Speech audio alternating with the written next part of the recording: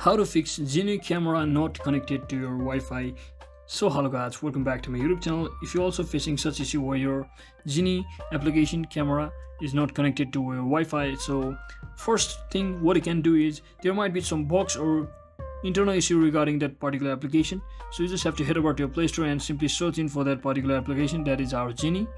So Geenie application, and make sure you have updated your application to fix any such issue or internal bugs.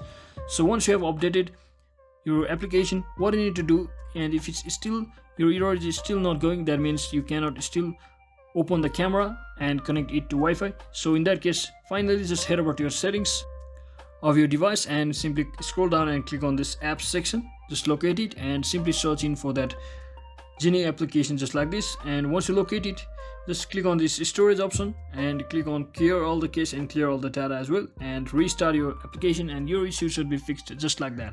So that's it for today guys. I hope this video was helpful. If it was, don't forget to like and subscribe to the channel. See you on the next one.